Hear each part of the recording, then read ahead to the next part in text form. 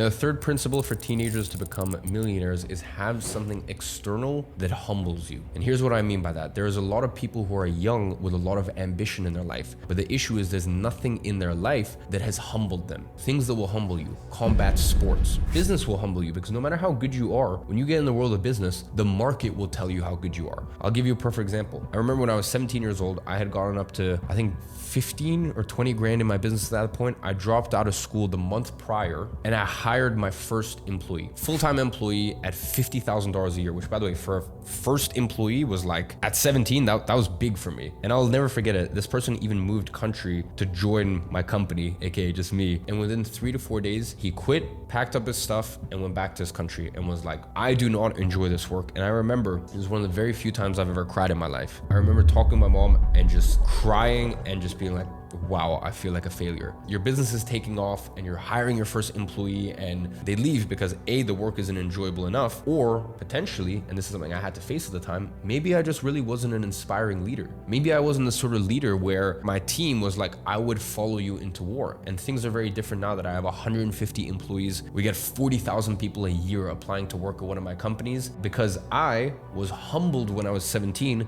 that, hey, maybe you're not as good as you think you are. Maybe you think that you're this little child prodigy. Are you sure about that? Let me humble you. So whether it's business, whether it's combat sports, you need something external in your life to humble you and put you in your place.